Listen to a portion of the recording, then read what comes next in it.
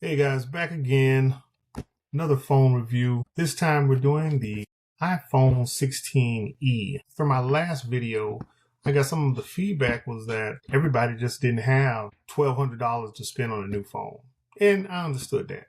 So I wanted to do something that was, a little more applicable to everybody. This particular device is only $599, still a premium size iPhone, 6.1 screen size, so it's fairly big. You know what I'm saying? It's, at least it's above standard. It's about what we use pretty much in all of the standard phones. So pretty nice. Let's take a little look at that. That's iPhone 16e. See that? It's black. Let's see. I got some tape on there to cover some stuff, but you guys know, drill. And this particular one here is 128 gig, which is the baseline. Now, it's a 16e. However, as compared with the new 17s, it's not a lot of difference. Has all the features. This wasn't released at the beginning of the last cycle. This was a mid-cycle phone. So this phone came out in the spring. This particular device has most of the features of the regular 16s. It didn't have the multiple cameras, but it does have one single 48 megapixel camera, just like the new Air, iPhone Air. So it has the one single camera, but takes great pictures. I mean, it's an A18 processor, which probably doesn't mean a lot to a lot of you guys, but all that lets you know is just last year's processor, and it functions fine. So what I'm going to do is I'm going to do an unboxing of this and just show you guys a basic setup. I mean, you guys have probably done this a million times before. However, sometimes it's new with the newer devices. This particular device, it probably won't have the iOS 26 on it because I purchased this device maybe a month or two ago. And it may not, iOS 26 wasn't released until last week. So if it does come on and has the latest one, I think it was iOS 17 or something like that, 16, 17, whatever it is. But what'll happen is it'll actually update, once we get it on and get it up and running. Tell you what, let's unbox it. Okay. Typical stuff. 2 pull tabs. Get these pull tabs off here. That's always the same. Let's get that box open. Flip. Of course, nothing there. Just typical box. And device. You can pick that up by the tab. You always notice it has these labels on it that tells you where the buttons are, and that's what the labels are and what they're for, if you can see that. Sound and up and down. Of course, power over here. Something I hadn't been doing, just showing you guys what's in the box. These days, of course, there's nothing in the box, just a charger. You can pull that out, and you don't even have the stickers, just have some paper here. I think this is just something folded down. It's nothing. Some like rules or whatever, some manufacturing information put on the back. Since the phone is more than likely already charged or some form of a charge, I'm just going to slide that to the side and I'm going to pull this off. You guys see me there? Yeah, no ASMR for that. No real sound there. Nice clean screen. Of course, this is the black version. Black on black. This phone only comes in 2 colors, black or white. I got the black, and more than likely with most people, you'll have it in a case anyway. So you won't have to worry about, seeing what happens with it, with the color in the back and all that stuff. Actually, I want to also let you know that this is more than likely a glass back. However, it feels like metal. It feels like a thin aluminum. I don't know. Now it kind of feels like a thin aluminum or something. It doesn't quite feel like glass. It is like a non-polished. The smooth is polished, but it's not like a glassy feeling. You don't get that from this. But I know it's glass because that's the only way wireless charging would work with this. It has to have glass. So anyway, 1 camera, as you can see, 48 megapixel, 1 light, that's your flash. Of course, this is your camera mic when you're recording, that little small hole there. I don't know if you can see that. Yeah, you can probably barely see it. Typical glass front screen. Let's get it powered on. And there's our simple one there. Let's see, a little longer than expected. Is it going to take this long? As you can see that light flashing. I can't see that light in real time. You see that light in real time? What that is, that's the proximity sensor and the Face ID light flashing. But because it's being recorded, because I'm recording this through a camera, you know, it shows you that. So boom. Okay, typical screen. We're at our hello screen. Just point to that face of the camera. And we're just going to go through and do a simple setup.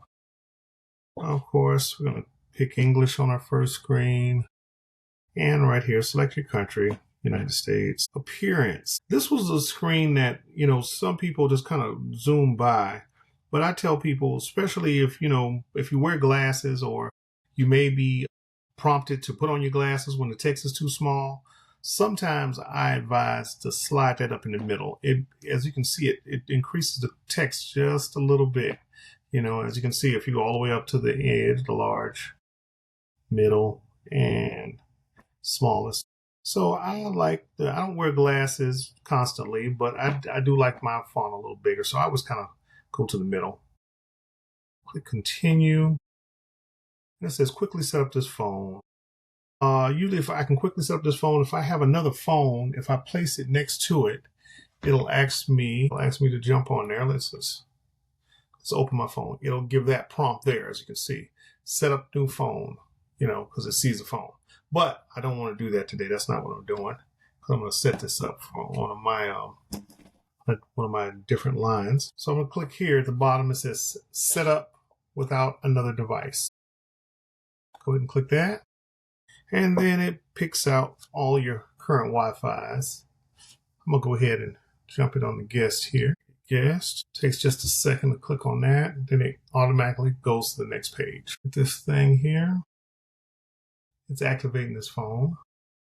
Let's see. So this wants to activate on that other number. So it's one of my working numbers.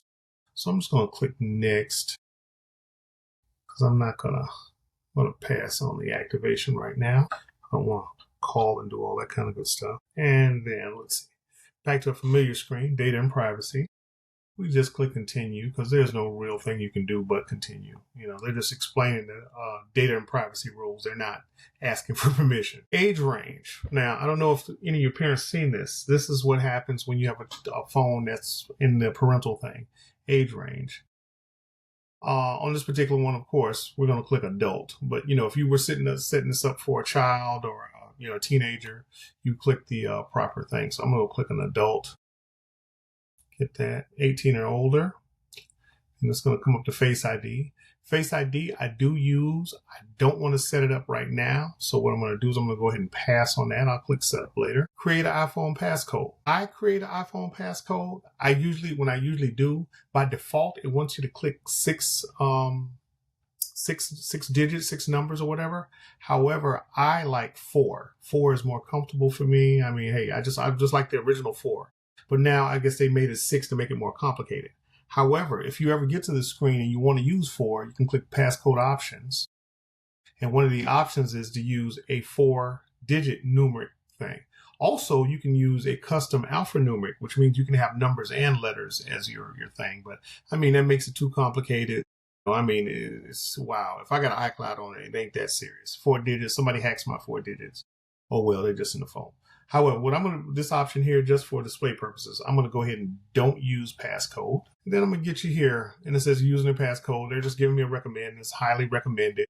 It depends on how you're living. You know, I ain't living like that, so I don't use passcode. So anyway, here, transfer your apps and data. Now, if I wanted to transfer my apps and data, I could use this screen. The options are from iCloud backup, from another phone, from a Mac or a PC, or even from an Android.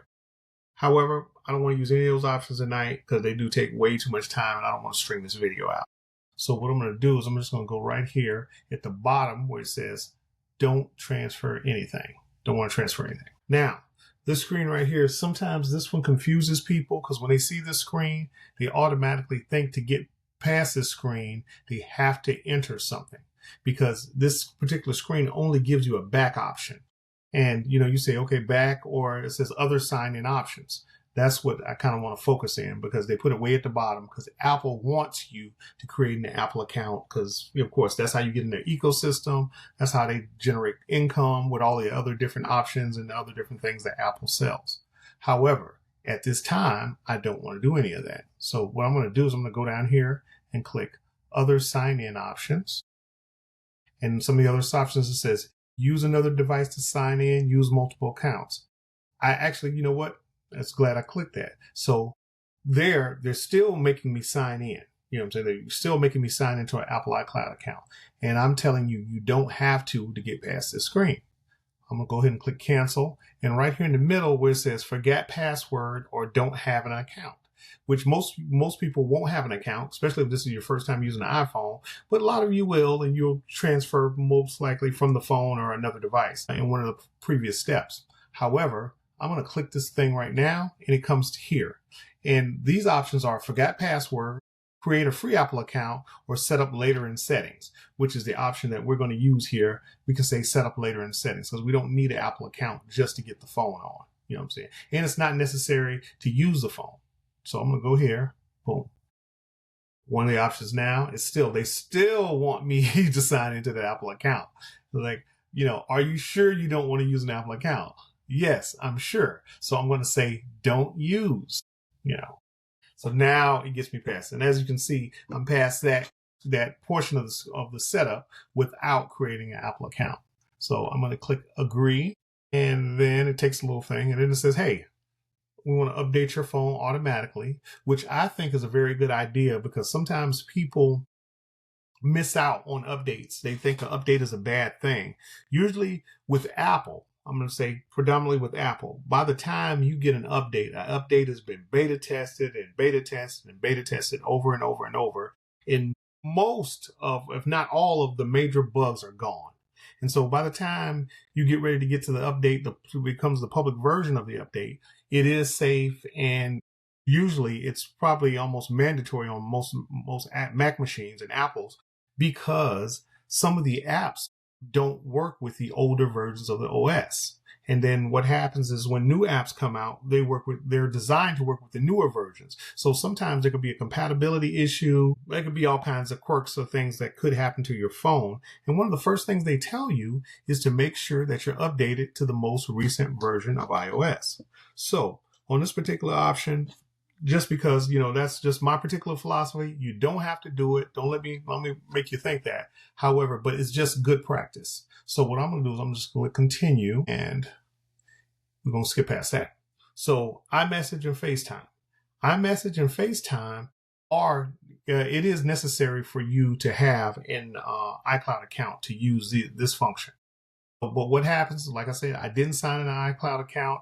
I skipped past that. So what I'm going to do is I'm going to say not now. So it's continue or not now, because I don't want to sign in with anything. Location services. That I do want to sign in, because just in case when I do sign my phone in, I want Apple to be able to locate my device in case I lose it or misplace it or something. So I'm going to go ahead and select that. Screen time. But the screen time tells you pretty much how much you've been using your phone, what apps you use, what's been killing your battery, the time, amount of time per day that you spend on the phone. And, it's pretty important. I guess everybody needs a little control or some parameters set up to say that, hey, maybe I'm spending too much time on this thing. So I guess that's convenient. So it has the options continue or set up later in settings. I'm just going to click continue. And I think it gives me like a default setting of how much time or whatever. And I can go back and change it later on if necessary. So, okay, on to my next screen, iPhone analytics. And this is something from them. I think possibly, more than likely, they're using this information to develop new programs or new features and functions for the next iPhone, because this is data that's strictly shared with Apple. And this is about, this text here is about how they're collecting it and not violating your privacy while they're collecting it. They're making it, unidentifying data. They're taking all the identifying information out of the data, and and they're just making sure they don't have any of your account information in there. So I don't mind that. I'm just going to click share with Apple. They're probably doing it anyway, so who knows. And here's another one, app analytics. This is for the apps, and these apps are really the same type of feedback from the previous screen, but it's for the app developers, the ones who create the apps, to know the feedback or what errors you may have had with an app, or how you use the apps, or what you use the apps for. So it could be a couple different things, So I'll share with app developers. Since this is a generic setup, I'm gonna go ahead and share with app developers. Click that. Boom. The next screen is my lighter dark display. Lighter dark display. I do like the dark personally, but I kind of like auto, how it switches up. So as you can see, as I went to dark, it goes to all dark. I love the dark background. It's easy on my eyes. Or I can click the light background, which is what I've been using the whole time setting this phone up. Or I can click the auto, which guesses what time of the day is. Since it's 7 o'clock, it's pretty dark out, so it switches over to the dark. But I like the dark all the time, so I'm just going to click dark here in the middle. Boom, as you can see that. Then I'm going to click continue, and here in our next screen is the whole Apple Intelligence thing, which is pretty much Apple's version of Chat GPT, and it also has a version of Chat GPT embedded somewhere in here.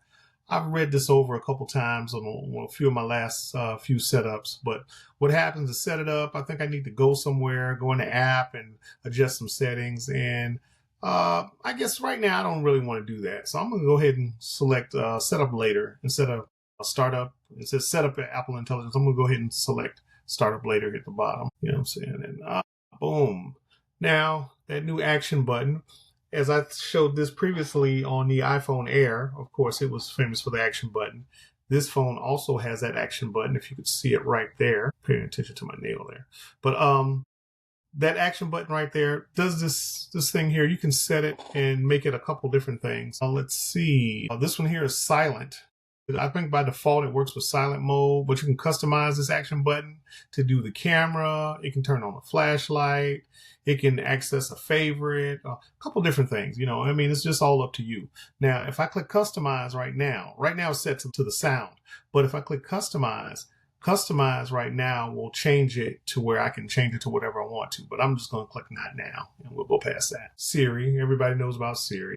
Don't feel like setting that up right now because it wants to learn my voice, but don't have that type of time. So I'm going to go ahead and skip that. And emergency SOS, we know how that works. Something happens, it'll actually do a few things. It can connect to satellite now. This is especially the T-Mobiles, and I think T-Mobile was the first to introduce that, but I think Verizon has access to it, and possibly AT&T as well.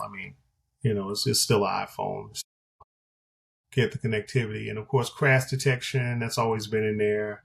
And even in select countries, emergency SOS. So it's connecting to the satellites wherever you are. So that's a bonus. So I'm going to go back to customize here. Sorry, I don't understand. Oh, see what happens when I talk like that. My other phones come on. That's why I don't like to say the S word. Anyway, customize, click continue. Then now we're at our screen. Welcome to iPhone. Which is, from there, this is your magic screen. This is your magic home screen. This lets you know all the setup process is over and you're ready. Your phone is ready to use. So I'm just going to slide that up and boom, we're at our home screen. And here you have a 16E, iPhone 16E. Just give you a good look at that back, and it's a matte black. It's pretty smooth, black camera. This is a nice phone to have. And I don't know if I mentioned this, but this phone is $599. So you're talking about $600, for a brand new iPhone that has all the features. This is about half the price of the newer ones. Even though it's only 128 gig, it is still functional, has a lot of the features. I think with the camera, with the 48 megapixel camera, 12 megapixel front camera, that handles your FaceTime, your pictures, your videos in the back. It has the dual speaker system. Pretty much all the stuff that you would need. But for 128 gig phone for $600, it's pretty much a deal. I would definitely recommend this, especially to those who don't want to spend $1,100, $1,200 on a brand new iPhone with actually only a few more features. I think this right here would definitely be a go-to, especially if you have a teenager or a young child that's just giving them their first iPhone and you want to get something brand new. This would be your a definite option. Or even for yourself, if maybe you're an Android guy and you're thinking of moving over to iPhone, this would be a good introductory phone or introductory device for you to look into. Anyway, that's it. And what I'll do, I'll tell you later on about how I use this. I'm going to probably put this in some of my other videos. So until next one, guys, I'll see you.